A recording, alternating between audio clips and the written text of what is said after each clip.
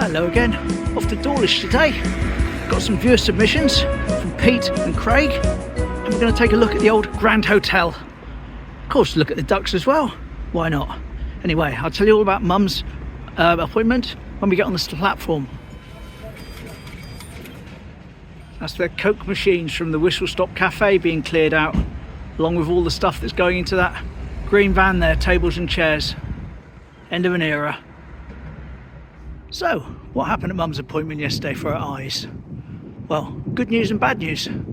The good news is they're really pleased with her, and her vision has improved a lot. And the other good news is they're ready to do her second cataract. But the bad news is, got to go back to Bristol again and have the same surgeon do it, the top guy in Bristol.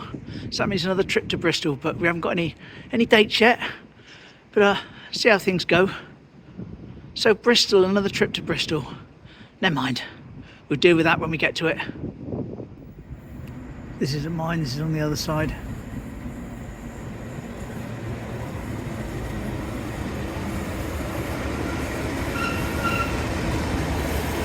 And it is our blue and green. Smashing.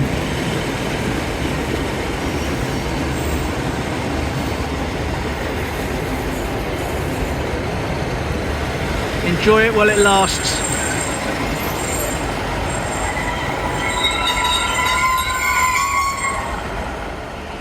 Here are, this one's mine.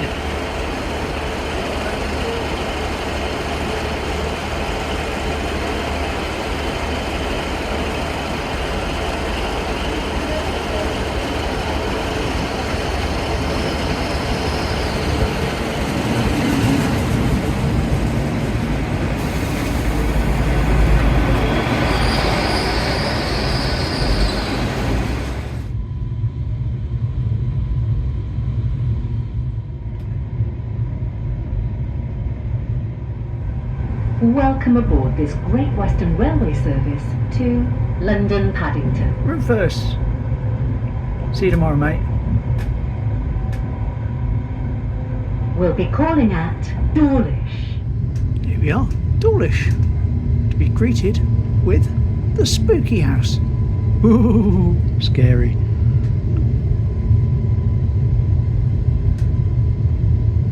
Marine Tavern still having work done.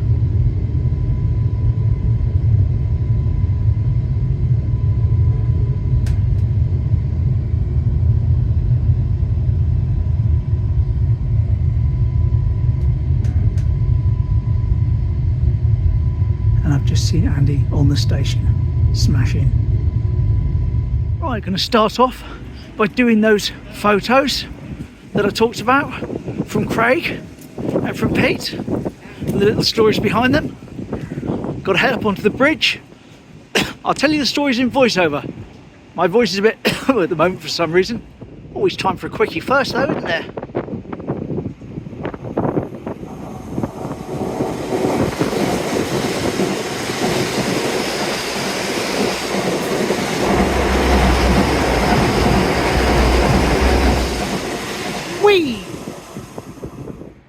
Now this is a submission of a couple of photos taken by Peter. Thanks, Peter. They were taken on the morning of Monday the 2nd September 1974. He was staying at the Tropicana Hotel on Dawlish seafront, and early in the evening they were alerted by loud rattling noise as well as the impact of the waves on the sea wall. The rattling noise and the sound of the ballast hitting the cars and the windows, propelled by the force of the sea, led him to go up onto the station bridge. When he got up there, the storm was abating slightly, and he believes the tide was going out. They then went on to the point in Teignmouth to see a large vessel make it into the river from the sea, and the beach huts were being washed about and battered. The following day was blustery but sunny. Lovely. Smashing couple of pictures there. And also, one from the same storm. Other direction.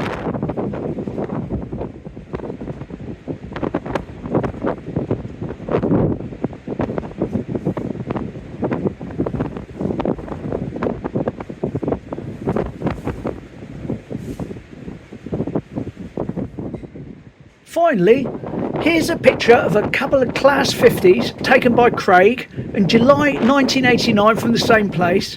heading back to Lara Depot from Plymouth, where they used to do on regular occasions after replacing the power units and main generators. Smashing. Thanks, Craig. Walking down now through the station itself just to make a change. Come out the bottom, and then we're going to have a little look at the brook and see the state of the swans, stuff like that. All good. Smashing. There we are. That's the other way out the station. Excellent. Walking up here towards Jubilee Bridge now. Tuck's plot just over there to my left, and we're going to check in on Kimber, check in on the hatchery, and see whether or not there's anything to see up here by the brook. And of course we'll give them something to eat as well. Why not? Right, a little bit of news about the swans on Facebook. Here's Andy to fill you in on the latest swan news. Swan news, yes. Dun, dun, dun. We have got we filmed them actually the other day, but we've got 3 more back, and they were the 2023 hatchlings. Now I think they've sort of been back to sort of stock up our numbers and maybe confuse Bert a little bit when they get released, because obviously he's a very aggressive bird. So we've got lots of extra swans on the brook. Yes, 14 as I said the other day. Lovely. So it's lovely.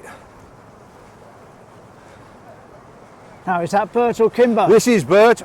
Ah. Bert is doing his male duty again. I did come down and check again this morning. Hello, Bert. Are you going to be aggressive to me? No. You are a good boy, aren't you, Bert, really? The progression of the tidying of the brook. These are new palms. Been planted there and there. Yes, all to tidy our brook up a little bit. Lovely. There we A are. little bit of food. Let's get them in.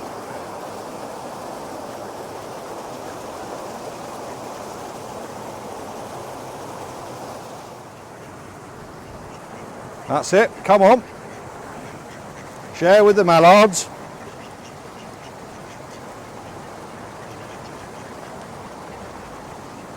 He's late to the party over there, but he's got a long enough neck to stretch out and get some.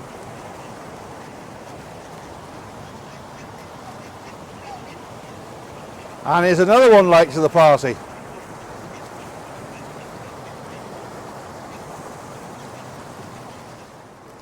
There we go, from a different angle looking down. And we're going to go along to the hatchery there, where we think we might see some little chicks in a minute before I freeze to death. Yes.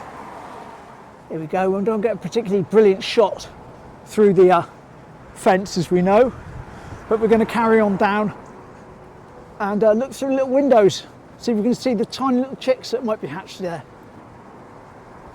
There we go. Oh, look. Oh, they all ran away. Come back. Come back. They all run off. They're all at the front there. They got by the common window. sense, Bill. They're in the warm. Look at those little yellow ones that's there, Bill. Smashing. I wonder if they're from the white ones that's in the pen. You've got a little mohawk on that yellow Yeah, one. he has. And Sweet. there's some there that they're all huddled together in a little. Oh, it's so sweet.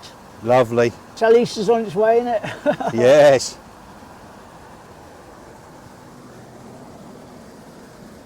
Under the sun lamp, Yeah, getting a tan. and why not? And you may notice the scaffolding up. That's Gay's Creamery. It covered is. in scaffolding. It's there because it's celebrating its 100 years this year. 100 years of it's Gay's getting Creamery. a little bit of a facelift by the looks of it. Excellent. Lovely. Well, it really is on the chilly side today. A little bit too cold for staying out too long Oh yes. over here in Dawlish, I'm afraid. So we're going to head back down towards the station and do you a little bit about the Grand Hotel, where it was and the story behind it. I think we'll just stick our heads down to see the sea before heading back to the station. Ah, and there's a new Banksy in the brook. There's basketball by the gate. Oh yes, so there is. We've progressed from football at the weir. Yeah, football up the top. Basketball. at the gate. Train. Just about to see the top of it there. Coming along the wall.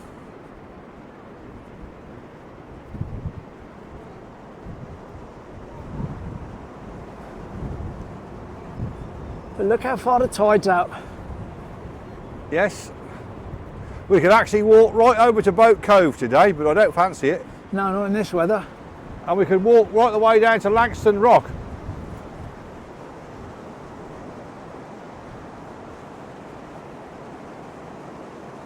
Right, well there we go. I'm not staying out much longer in this.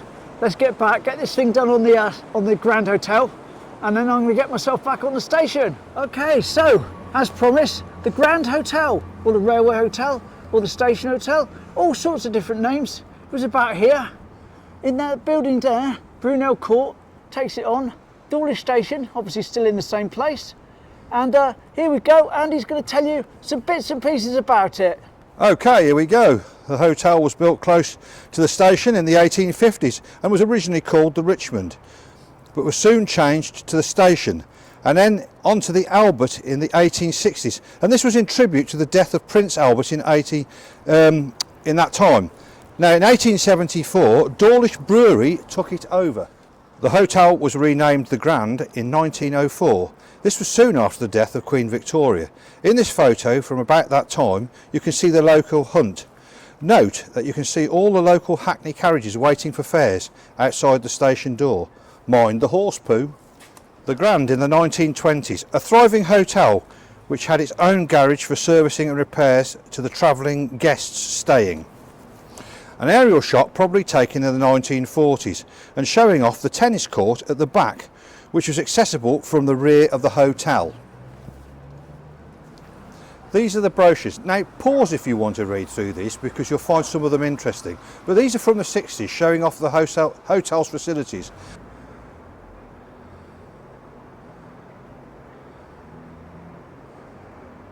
And with that also the a la carte menu, and it's an extreme selection that they've got on there. Any one for tongue. The Grand stopped as a hotel in 1975, but carried on as a bar, restaurant and even a local nightclub. The photo was taken in the 1980s, near to its end.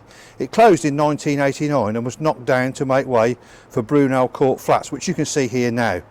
Small part of the hotel still exists today, and even a stone in the wall in the car park showing the Grand Hotel with GWR in the station car park. But there we go, hope you enjoyed the bit of history there on what was the Grand Hotel. Now it's time for me to get my train. It's really cold today.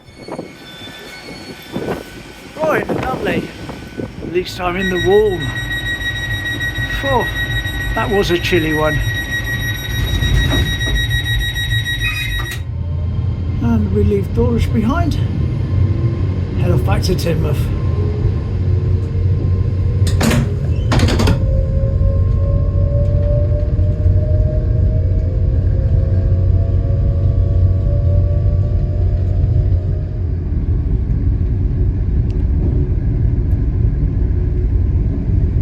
Roofy.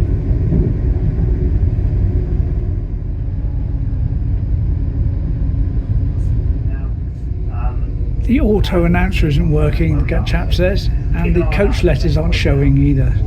So everything's going wrong on the train. Last remnants of the old whistle stop signage coming down. It's a shame. There we go.